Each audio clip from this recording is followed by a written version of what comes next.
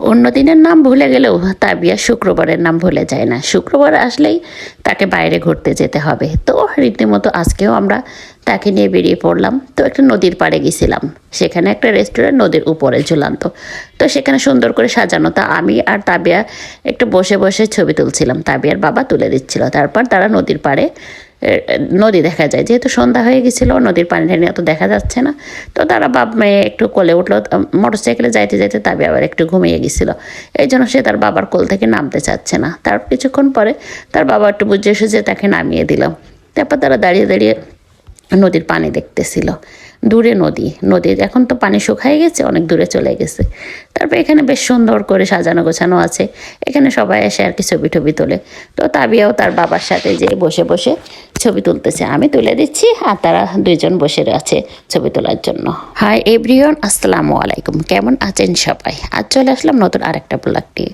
কিন্তু আমার গলার অবস্থা অনেক খারাপ, সেটা আপনারা বুঝতেই পারছেন। তো সবাই একটু ক্ষমা সুন্দর দৃষ্টিতে দেখবেন। এখান থেকে ঘোরা শেষ করে আমরা চলে গেলাম বাজার করার উদ্দেশ্যে। তো যাচ্ছি, তাবিয়ার বাবার হাত ধরে যাচ্ছে। তারপর আমরা বাইকে করে চলে গেলাম সবজি বাজারে। যেয়ে দেখলাম এখানে কালারফুল সবজিটা, যেটা ফুলকপি নতুন কালারের, রাস্তার সাইডেই। তারপর পানির ভিতরে পাঙ্গাস মাছ ভিজিয়ে রেখেছে। আমি তাবিয়াকে বলতেছিলাম, তুমি কি এই মাছগুলোকে চেনো? ওর নাম পাঙ্গাস মাছ।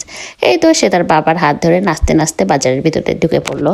যেহেতু আমরা ঢুকে আগে দেখি বাজারে কি কি সবজি আছে, কোন দোকানের সবজিগুলো ফ্রেশ, আগে ভালো করে ঘুরে নিই, তারপর এক এক করে কেনা হয়।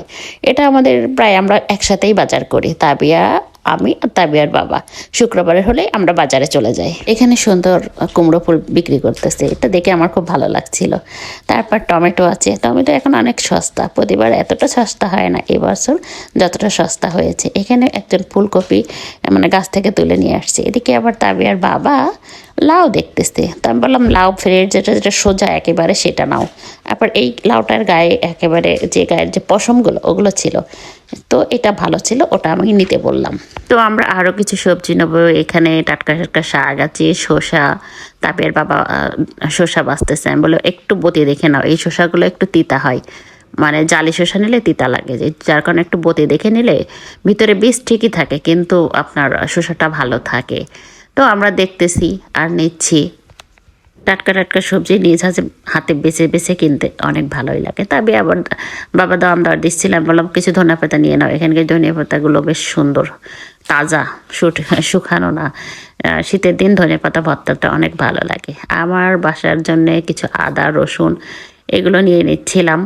তারপরে বললাম তাবিয়ার বাবা যে এখানেই দেখো বড় বেগুন আছে, কিছু বেগুন নিয়ে নাও। তো তাবিয়ার বাবা বেগুনও নিল এখান থেকে বেছে বেছে, বাঁধাকপি, বেগুন, কাঁচামরিচ। তো আমাদের ভিডিওটা কেমন লাগলো? ভালো লাগলে অবশ্যই লাইক কমেন্ট শেয়ার করে দেবেন। আজ এই পর্যন্তই, আল্লাহ হাফিজ।